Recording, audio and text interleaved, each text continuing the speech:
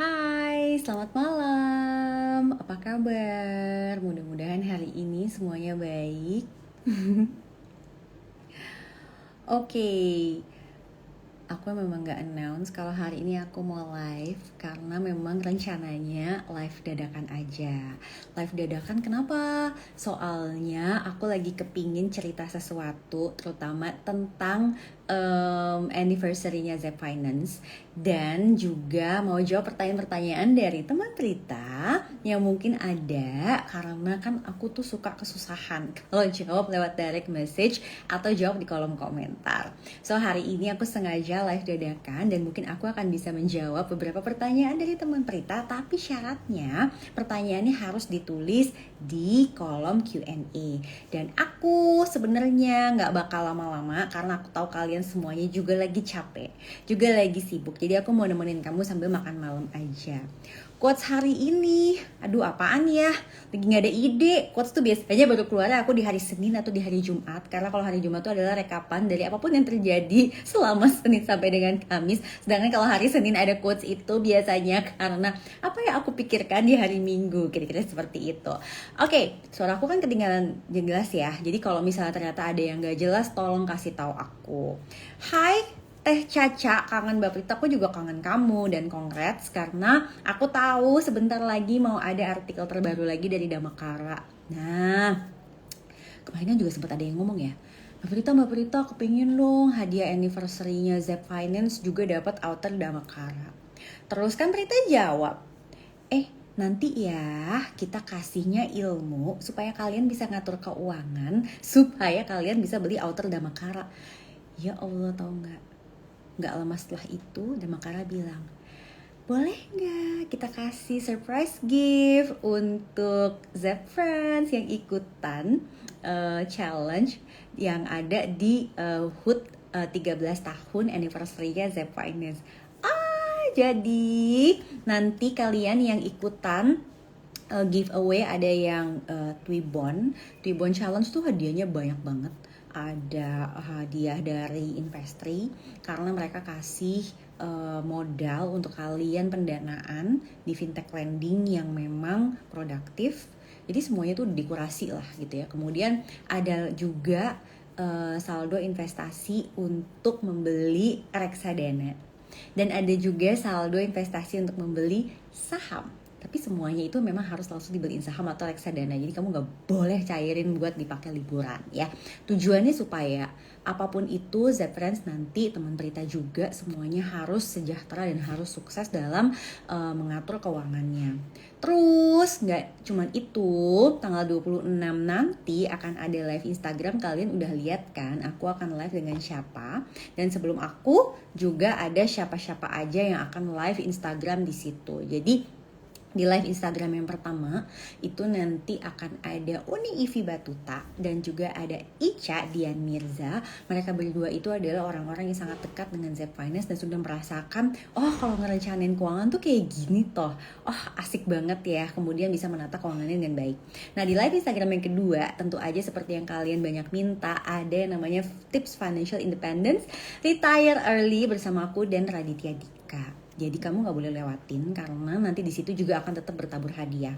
Nah kalau untuk tanggal 3 Desember akan ada webinar bersama Prita dan juga ada gestar-gestar yang udah di-reveal semuanya di account Instagramnya Zep Finance. Nah kalau kalian lihat, Mbak kok gak bisa sih beli tiketnya, karena memang kita akan keluarinnya secara bertahap. Karena takutnya kalau dikeluarinnya langsung semuanya langsung cepet-cepet sold out, nanti malah gak semuanya kebagian. Jadi kalian harus rajin-rajin memantau website dan juga Instagramnya Zep Finance. Jadi setiap akan ada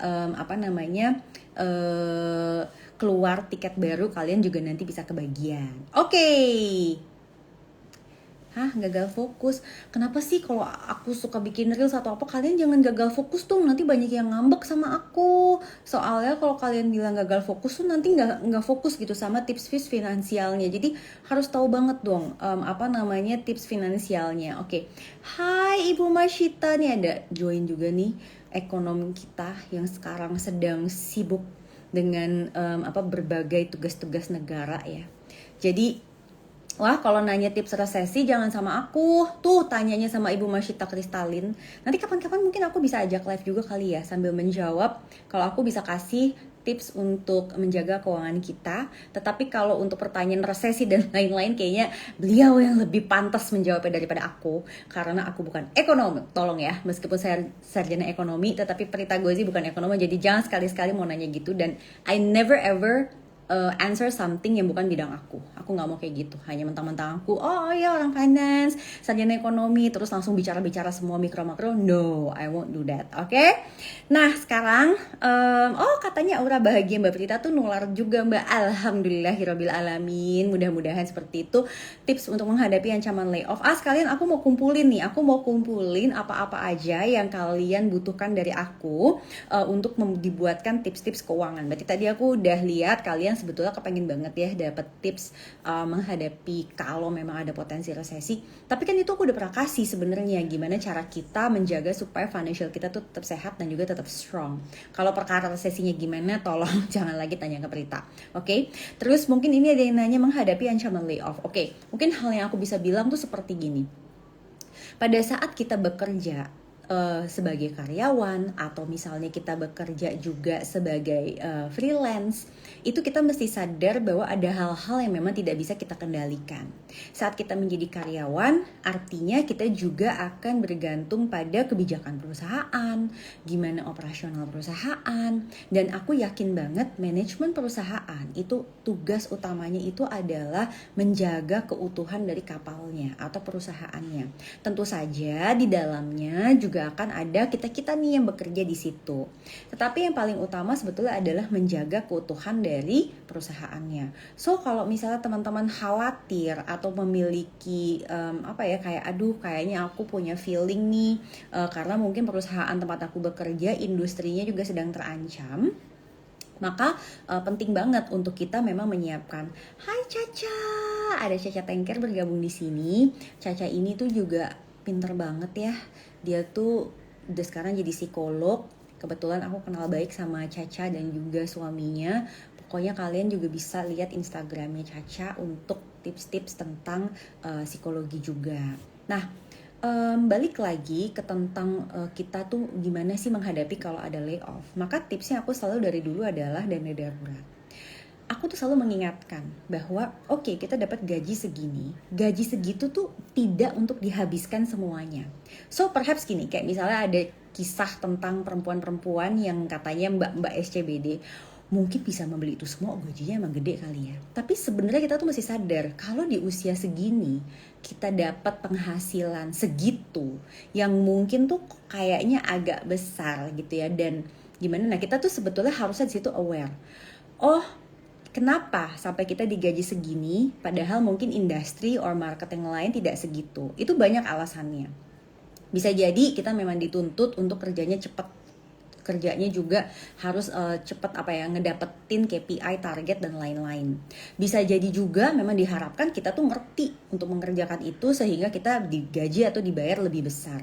Nah, untuk kitanya harusnya kita juga sadar bahwa pada saat kita dibayar lebih besar daripada rata-rata di angkatan kerja kita, nah harusnya kita tuh tidak pakai semuanya. Kita memang harus membagi-bagi. Nah sekarang untuk teman-teman yang udah kadung nih, ya ampun tipsnya telat gitu, aku udah kadung misalnya kena layoff. Nah kalian kan gak boleh patah semangat. Pasti kalian punya sesuatu dong, dari pengalaman dan lain-lain, dan kemudian masuk ke mungkin industri yang berbeda, kemudian masuk ke pekerjaan baru. Nah kita harus belajar. Artinya pada saat kita dapat penghasilan yang berikutnya memang harus langsung dibagi-bagi. Oke? Next adalah ini dia. Mbak Prita kan pernah bilang dana pendidikan anak maksimal 10% dari penghasilan. Kalau mau sisa bisa ditabung kemana? Mungkin kayak gitu, atau untuk apa gitu ya. Jadi memang kalau kita mau menyisihkan penghasilan kita secara umum memang kita ambilnya 10%. Kenapa? Karena kalau kalian ambil lebih dari 10%, aku cuman khawatir kalian menggunakan jatah yang harusnya untuk dana pensiun Terus kalian pakai semuanya untuk dana pendidikan. Nanti anaknya sekolahnya bagus, orang tuanya pensiun gak ada tabungan. Itu juga harus kita hindari.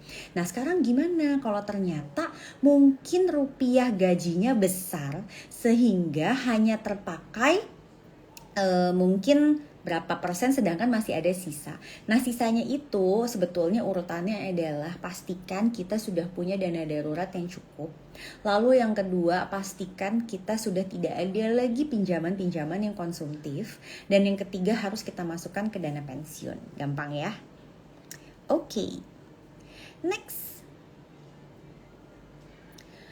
Terima kasih loh, ini kita dikasih happy anniversary untuk Zap Finance. Thank you so much. Jangan lupa pokoknya ikutin challenge Twibbon, itu hadiahnya banyak banget dan semua hadiahnya tuh real ya. Jadi bukan apa sih kayak iming-iming, dan itu benar-benar persatuannya tuh besar sekali nominalnya menurut aku sih ya gitu. Jadi thank you so much. Jangan lupa untuk follow Instagramnya Zap Finance karena kalau mau menang ya harus follow lah. Kalau nggak bukan Zap Friends ya masa iya dipilih gitu. Terus mau tanya, sekarang kan banyak banget tuh cicilan 0%. Nah itu termasuk riba atau enggak? Nah mungkin pertanyaannya jadi kayak gitu. Gini, kita tuh harus memahami bahwa ada akad-akad tertentu yang memang sebetulnya sesuai dengan kaidah syariah. Jadi sebenarnya sih sederhana banget ya menurut aku untuk masyarakat awam, karena di sini aku nggak bisa mengupas tuntas mengenai Islamic finance. Kita tuh sebetulnya sudah diberikan kemudahan, yaitu sudah diberikan pemisahan. Ini untuk yang umum, siapapun yang mungkin tidak terlalu concern dengan akad-akad syariah, dan ini untuk mereka yang concern dengan akad-akad syariah. So sebenarnya sih jawabannya gampang banget. Kita tinggal ikutin aja sesuai dengan concern kita. Kalau kalian masih tidak percaya karena mungkin kalian mengikuti ajaran dari gurunya bagaimana, ya aku nggak bisa bilang dong, karena aku juga tidak mau berdebat dengan guru kalian. So kalau dari Prita sebagai perencana keuangan, aku akan mengikuti apa yang sudah dipisahkan oleh pemerintah melalui otoritas yang terkait. Gampang kan? Oke. Aduh, ini memang kayaknya agak lumayan banyak ya yang bertanya tentang pemutusan hubungan kerja. Gini. Aku cerita dikit boleh nggak? Jadi supaya kalian tuh juga tahu gitu background aku gitu ya. Aku sendiri tuh sebenarnya kan dulu memang bekerja di technology company. Kalian juga mesti bisa bedain nih. Ada yang namanya technology company, ada yang namanya e-commerce, ada lagi yang misalnya kayak perusahaan yang menggunakan teknologi untuk menjalankan usahanya. Tetapi itu sebenarnya bukan tech company. Kalau tech company itu sebetulnya jelas dia memang berjualan solusi IT, solusi teknologi, itu adalah tech company. So other than that kita mesti menggunakan terminologi yang berbeda gitu. Kenapa aku bilang begitu? Karena aku juga come from a background yang memang kerja di technology company, dan saat ini suami aku juga bekerja di technology company. So it's totally different. Itu satu. Jadi kalian mesti melihat, sebetulnya industri tempat di mana kita kerja atau suami kita atau istri kita bekerja, atau mungkin calon suami atau calon istri kita bekerja seperti apa. Itu number one. And then number two, dia di divisi apa? Ini very important to understand that. Karena di setiap perusahaan itu pasti ada orang-orang yang memang role tuh kayak tugas dan tanggung jawab. Itu dia tuh crucial gitu. Dia core-nya. Nah kalau core-nya itu biasanya sih ya itu kayak terakhir banget deh. Itu kayak udah terakhir banget kalau sampai perusahaannya udah nggak bisa bertahan lagi. Tapi kalau memang kita mungkin dapat role support system dan lain-lain, nah mungkin kita harus waspada di situ. Dan kita harus melihat kira-kira ada hal lain nggak yang bisa aku berikan di perusahaan ini sehingga aku masih punya value lebih gitu loh. Nah kita mesti menyadari bahwa kadang-kadang saat sebuah perusahaan itu sudah mulai sedang ada ujian, tantangan, finansial, cash flow dan lain-lain, itu sangat wajar kalau sampai memang satu resources itu mengerjakan beberapa role. Itu very normal. Aku sendiri pun dulu mengerjakan 3 role ya. Aku dulu ngerjain tentang treasury management, aku ngerjain tentang risk management, dan aku juga ngerjain tentang pension fund. at that moment, at that time, aku tidak pernah merasa itu menjadi sebuah beban untukku. Karena kebetulan aku orangnya suka banget belajar dan aku orangnya bosenan. Jadi aku malah suka banget dikasih challenge yang lebih seperti itu. But however, somehow terjadi perubahan organisasi dan role yang aku punya itu akhirnya dibawa ke regional. Apa aku marah? Ya nggak bisa dong, karena bagaimanapun juga yang kau mesti pikirin bahwa yang lebih utama pastinya adalah gimana perusahaan itu beroperasi dengan baik gitu kan. Aku kan di situ sebagai talent. Berarti kalau aku punya pilihan, either aku mau move ke tempat lain, or ya sudah, berarti sudah tidak ada lagi tempat untuk aku di situ. Dan setelah aku berpikir keras, nangis-nangis dikit juga sih gitu. Tapi untungnya aku punya suami yang amat sangat logical, dan pada saat itu karena posisinya dia juga sudah manajerial, dia tuh bisa memberikan pandangan yang berbeda. Jadi bukan obrolan kayak warung kopi yang cuman bisa kompor-kompor gitu, kayak harusnya nggak gitu loh, undang-undangnya begini. Jangan kayak gitu, tetapi coba berpikir secara logis dan apa sih. Dan dia selalu bilang begini, you have to also think as the business owner.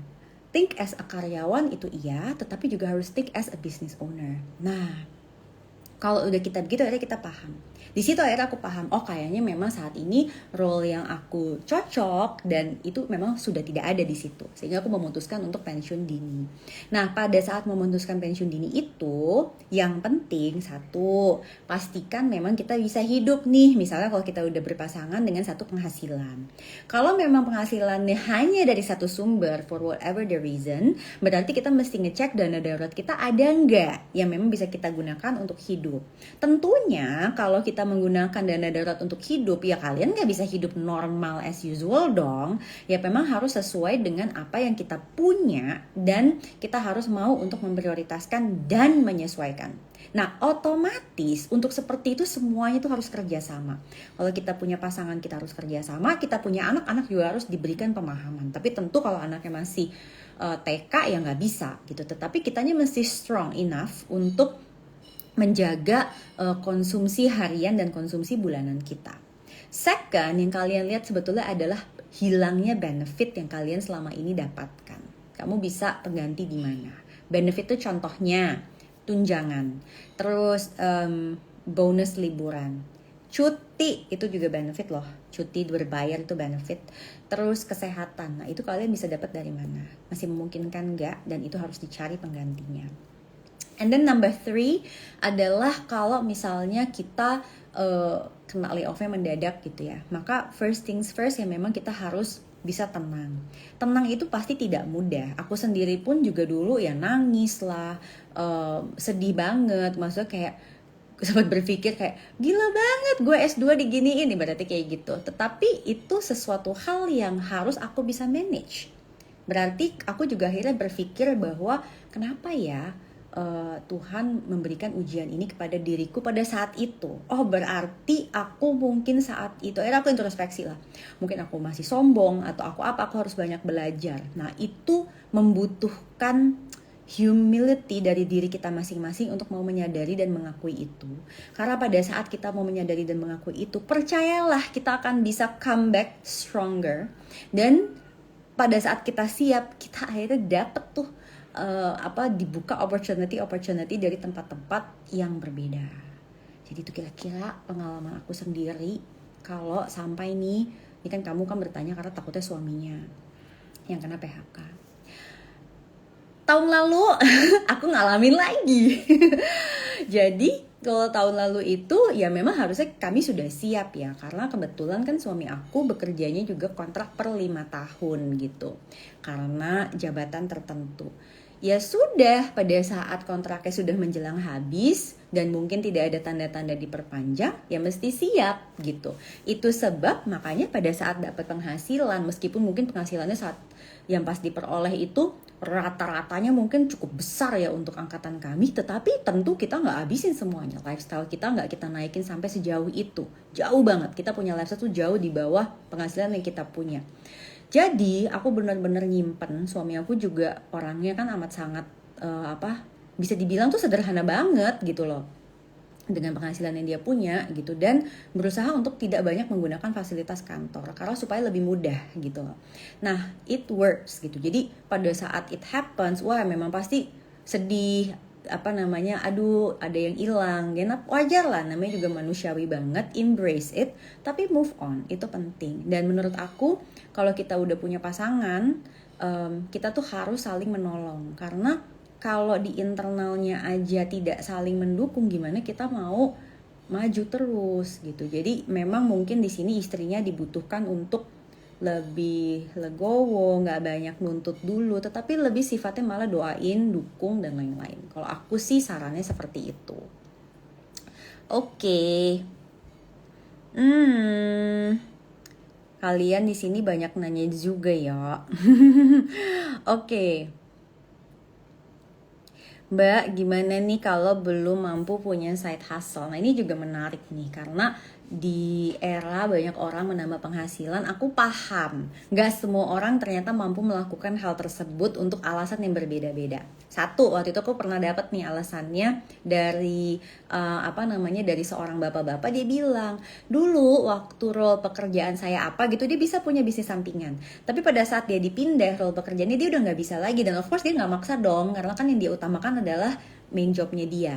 Atau yang kedua, misalnya perempuan memang ya kapasitasnya dia ya segitu gitu, kayaknya kalau dia nambah lagi side hustle, aduh bisa burn out banget gitu ya. Jadi akhirnya kan mana nih yang kamu mau pentingin, uang apa kesehatan mental, kan jadi kayak gitu. Terus alasan yang ketiga, ya memang kadang kita mesti sadar ya, kapasitas tiap orang yang dikasih Tuhan juga memang berbeda-beda gitu.